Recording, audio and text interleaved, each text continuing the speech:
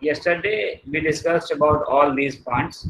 We tried to understand the historical perspective of development, which started from European colonization to emergence of America. And after getting all this background, I think it is time to understand about what is development. Everybody has a question. You must be thinking that if there are various ways of seeing a development, if a development of a village, meaning of development for a village is different from meaning of development for a metropolitan city, then you must be thinking that what constitute what constitute development. So basically, everybody would agree that development means improving the living condition. Living condition include everything. Living condition include your economic condition, your social condition, your cultural well-being, environment. Everything includes improved living condition. And your happiness index. We know. Your neighbor state, Bhutan. Right, they have a very nice way of seeing a development, and they see it as a happiness. If people are happy, then they feel that yes, they are developed. So how they do it, I'm just trying to give you a simple example. If you go to Bhutan, what they did, their focus is not only economic development. There is an example. They tried to put red lights, automatic red lights on roads, and after that they did a survey.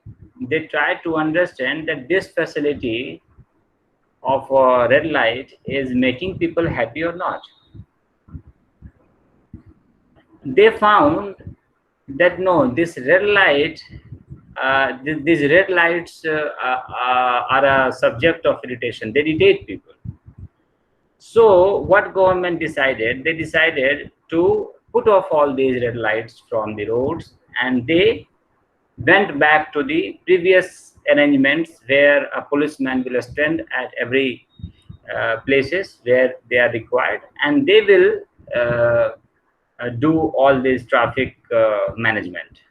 So this is how they see happiness. So happiness does not mean the improved facilities. Happiness means the how people, what people want.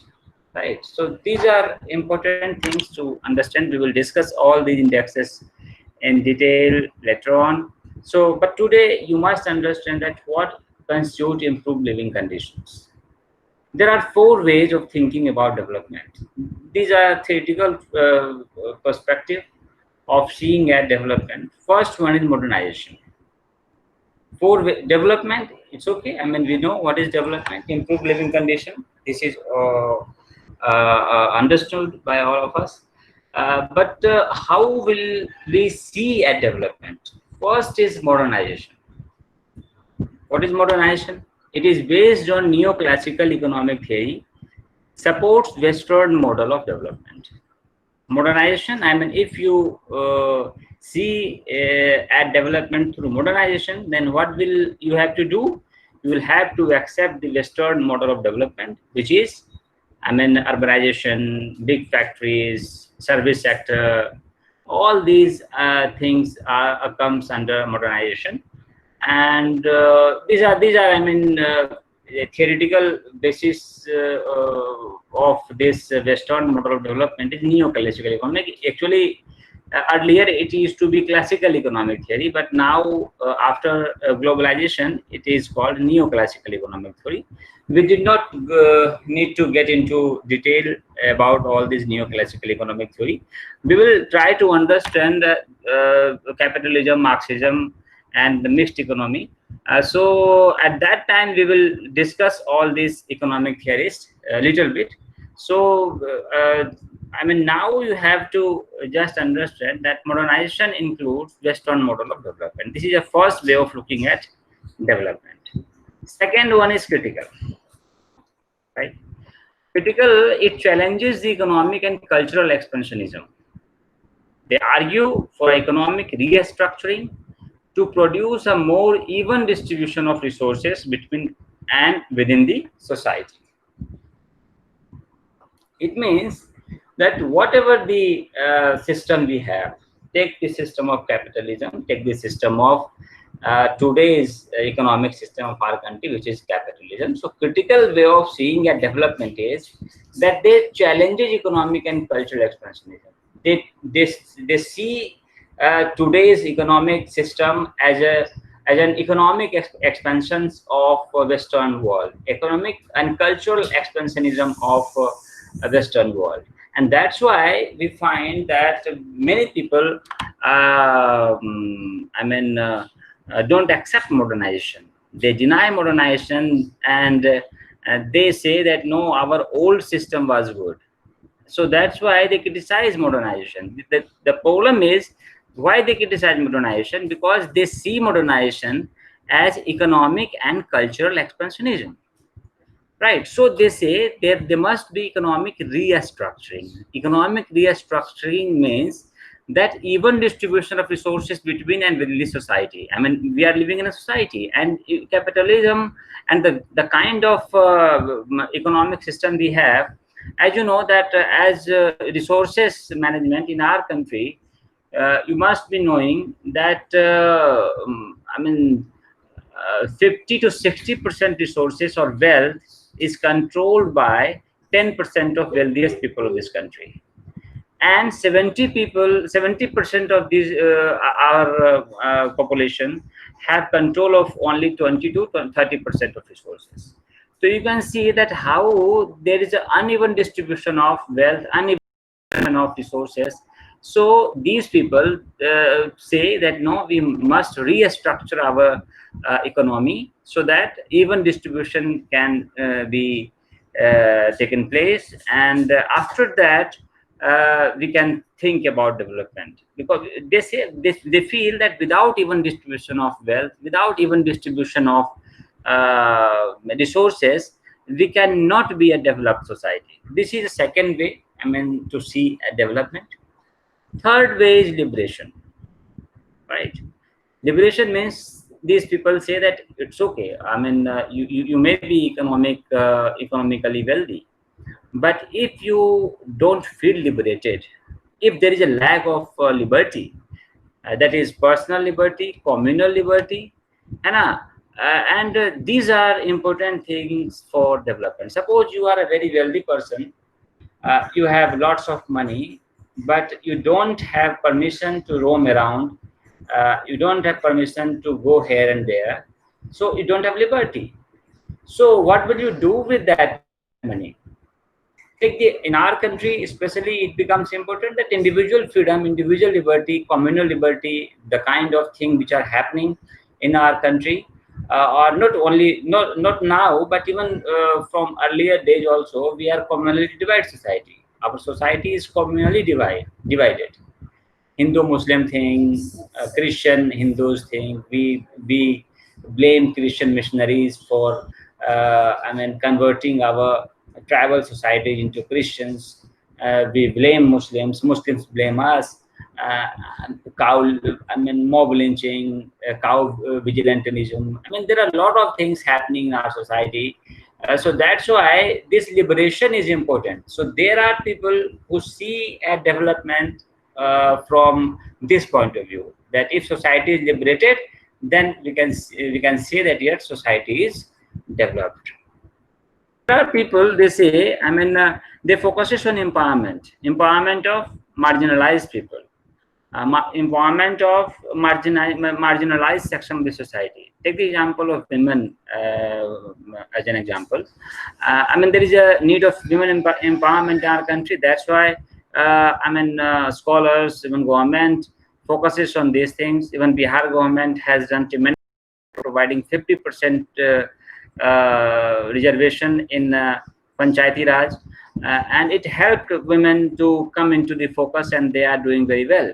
Even in Parliament, there is a debate over giving reservation to women in Parliament also, because what is happening is that women are not given equal opportunity. They are not given equal importance in the society, and that's why without empowerment we cannot say that our society is developed. So these are four ways of looking at development, and in totality we need to do all these things. Basically, we have to be adopt certain model, economic model, and as we discussed yesterday, that today we have only one model, that is Western model of development. And people say that yes, some indigenous ideas, some local ideas, localized approach of development should also be adopted. Yes, you can integrate all those things into existing model, but basically we have only one model right now. So I mean, first we need money. We need to expand our economy. We need to expand our wealth. We need to increase our GDP. So this is the first thing. Then second thing, which is also important, we need to, I mean, economically restructure our society so that even distribution can be done.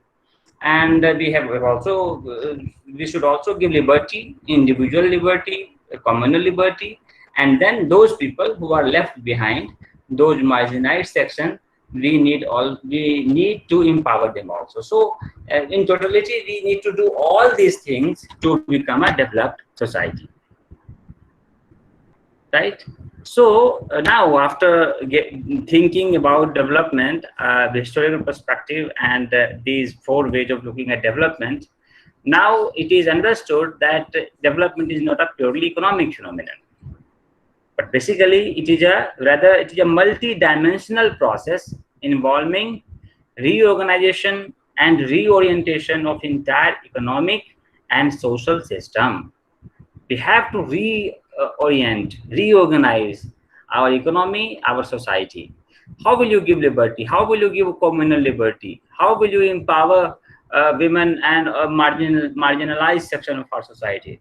This can only happen when we accept that yes, these are some problems which we need to deal with, and then only you can start reorienting yourself, reorienting the society, reorienting the family also. Even if you try to make certain few changes in even your family, it is very difficult.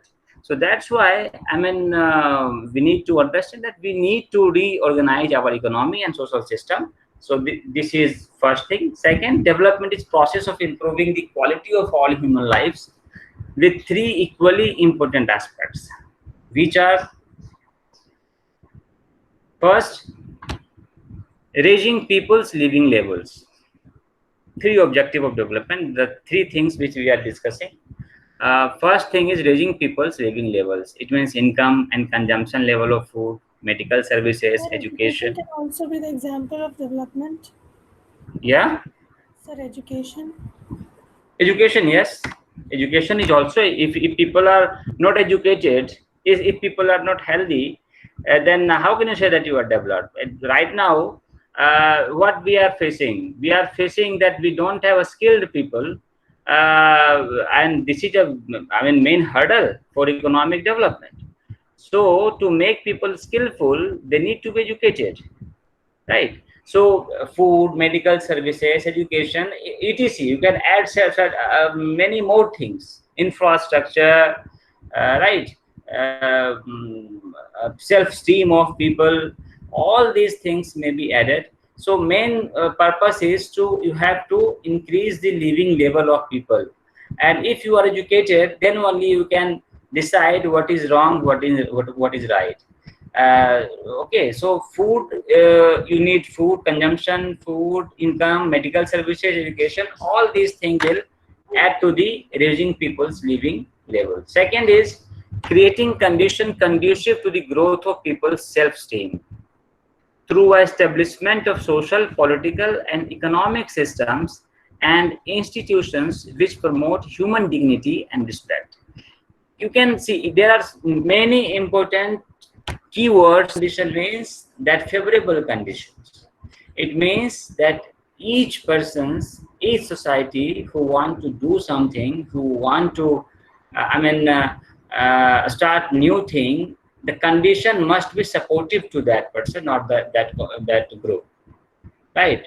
And why it is needed? It is for people's self-esteem. Self-esteem should be very high. It means the morale of the people should be high. The condition of the society should be like that, in which every people should feel morally high, right? So self-esteem of people should be very high.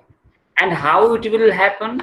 It will happen through establishment of social, political, and economic systems and institutions which promote human dignity and respect. So we need social institutions or social system, political system or political institutions, economic system or economic institutions. Whatever they are, they must promote human dignity and respect. Because if you cannot provide human dignity, then all the self-esteem of people will be low. And a person with low self-esteem cannot achieve anything, right? So I mean, this with low self-esteem, how will you promote economic restructure, or how will you promote social development, how will you promote cultural development? So self-esteem should be high, and it can be done only through, so I mean, conducive conditions. And we have to establish social, political, economic institutions or system which promote human dignity and respect, right? And third point is increasing people's freedom to choose by enlarging the range of their choice variables, varieties of goods. It means that people must have freedom to choose. It will be done only by enlarge the range of their choices. If so, it means you have to provide variety of goods, variety of services to the people. So these are three points which are objective of development, right? I mean, if we achieve these three objectives, then certainly we will be on path of development. There are certain challenges in achieving these goals, these objectives. First one is millions of people in developing countries are excluded from a wide range of information and knowledge. Why development communication is important? Now we are coming to that point basically, right? And with the rural people in particular remaining isolated from both traditional media and new information and communication technologies, which is called ICT, which would improve their life. So first barrier is that people lack the required information. So this is the first challenge, because you know our rural 60 to 65% population live in rural areas, and rural areas lack all these in this communication infrastructure. And also there is a lack of literacy, uh, there is a lack of self-esteem. If you go to them and we will try to give them information, several times they deny, they don't want your information. They feel that you are outsider. So these are certain challenges to how to make them understand about some important information, that no, these information are good for you. So this is the first challenge, right? Second challenge is when we refer to communication in the context of development, we refer to use of various types of communication like interpersonal, group, and mass communication. Many times we find that people criticize mass communication. It means TV channels and newspapers about not doing much about development. They criticize mass communication to provide sensational news, to provide masala stories, and we criticize them, right? But basically, development communication is not only mass communication, it is interpersonal communication, group communication. At every level, we have to introduce development communication. Then only we would be able to provide required information to our population who are in acute need. right? So thank you. If you have some questions, you can ask now.